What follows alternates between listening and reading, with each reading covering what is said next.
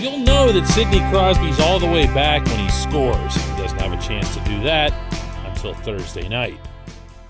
But it is against the Flyers. Good morning to you. Good Wednesday morning. I'm Dejan Kovacevic of DK Pittsburgh Sports. This is Daily Shot of Penguins. It comes your way bright and early every weekday if you're into football and or baseball. I also offer up daily shots of Steelers and Pirates right where you found this. The Penguins will resume practicing today in Cranberry, and it'll give Sid and everyone else a chance to shake off maybe that loss the other night to the Devils, which came with so much ugh. And that's U-G-H-H-H-H-H for those who don't know how to spell that. That it's not going to be easy. Sid, in particular, seemed to take it a little rougher than maybe everyone else in the building, judging from how he was afterward. Yeah, I mean, I felt better in practice than I did tonight. Just didn't win enough. I mean, that's basically what it came down to. So that's not an excuse. It's not my wrist. It's not, I didn't get it done. See, I'm going to seize on that. I'm not going to get into some kind of analysis about how Sid looked in his first game in several months versus how he looked in practice and how his wrist handled face-offs and shooting the puck and whatever else here. He's Sid. He's actually beyond analysis. When Sid's fine, he's still one of the best players on the planet. There's not anything I can say to add to that conversation at any point. Actually, really, over the course of his career. He just is who he is. He transcends the game. But I do feel quite comfortable spending one segment of one episode of this program underscoring that this guy was ticked off. His first game back in months. And to fully appreciate all those intangibles that people have glowed about related to Sid over the years, it's worthwhile to pause and fully process that somebody else, anybody else, would have taken this opportunity, this one game, and even the post-game setting, to say, hey, it was a little different being out there. Things are at game speed, but I felt pretty good. I felt like I got some things done. My conditioning, my timing, and everything else has maybe a little ways to go here, but, I'm getting there. And you wouldn't hear a thing about the outcome. Because who would think for a split second that the outcome would be riding on the guy who just came back after several months gone, other than this guy? If you watched him, if you isolated on him the other night against the Devils, what you would see more than anything else was a player who immediately moved right into serial winner mode. You know what serial winner is? That's what Mike Babcock called him in Sochi when he was asked just a routine question. I was over there for this. Just a routine question about Sid and who he is and about his being Canada's captain. And Babcock comes back with serial winner. He's a serial winner. Everything that he does on the rink, Babcock said, is aimed at winning the game. That's his focus. It's not the byproduct of playing really well and scoring a few points and, hey, I'm really glad the boys won. He's doing things on the rink, including boring things, mundane things, things that really should be beneath him. Should have been beneath him a long time ago. Because he sees, although he wouldn't even admit to this, his own legacy as being one principally of winning. Whether there's some kind of subtext to that or not, I could never know.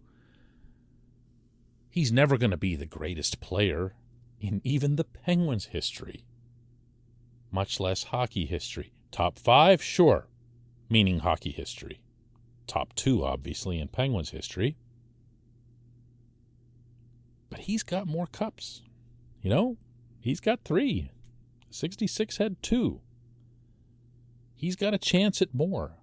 He's got the Olympic gold medals. He's got the world championship. He's done as much or more winning as any player in this century. And I'd like to think, although I'm not even sure about this, that he sees himself moving forward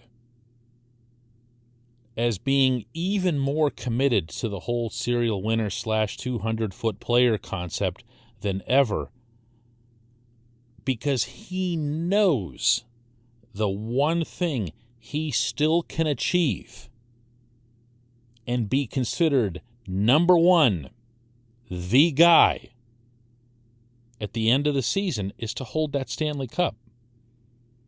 He has to know, looking toward Edmonton, that he's not going to win another scoring title. He's probably not going to win another MVP. He has to know, looking toward whether it's Austin Matthews or Leon Draisaitl or even Alexander Ovechkin, and know that he's not going to be competing for any kind of goal-scoring thing. He's not going to change his style and become some kind of hardcore gunner the way Mario did in the second phase of his career. But what he can do is win another cup.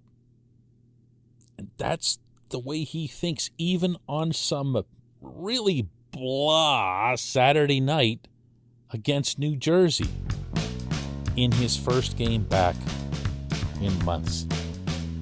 That's who Sidney Crosby is. Never, ever, ever, ever take him for granted. When we come back, just one question.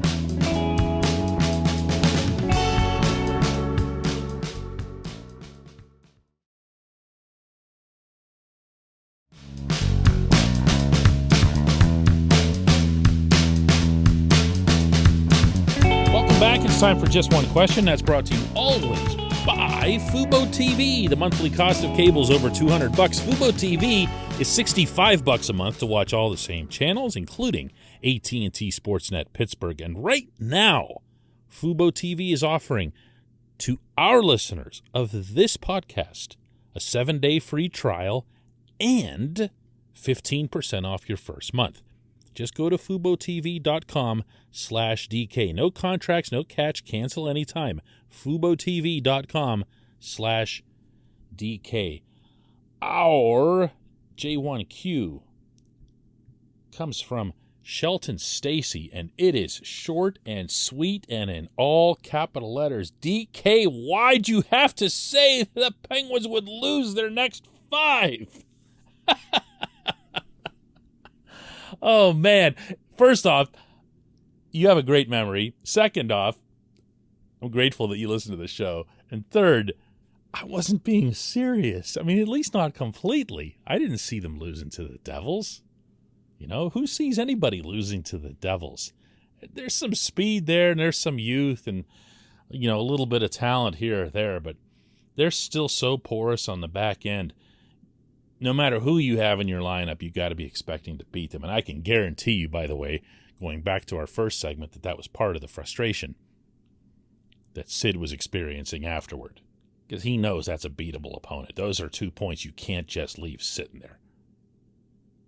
But, you know, they were due, the Penguins were, for some pretty significant comeuppance. They were playing way over their heads, commensurate to what their talent was, with all the guys that they were missing. It's not just that they were missing a quarter of their lineup, and that's not an exaggeration. 5 guys out of 20 is a quarter. It's who the 5 were. It's that it was Sid and Gino and Chris Letang and Jeff Carter and Brian Rust. These weren't nobodies. These were like their 5 main hombres. And they're going out there, trying to steal points. And they did. Through 5 games, they went 3-0-2. And then this has happened with these 3 consecutive losses. Now, I don't think it's all that dire, to be honest with you. I look at the standings just like you do, and I see where the Penguins are, and that's not attractive. But I also know that what they really needed to achieve in October, under these circumstances, they kind of did. They could have, really could have, completely cratered in October. And I don't even know that anybody could have blamed them with all the people they were missing. But they didn't. They got points. The part that's awkward about it is that, the points that they got, came in settings that were really bigger challenges than some of the games that they lost. That's kind of human nature. I was in Florida for those first 2 games, and I can tell you that the Penguins were just wired.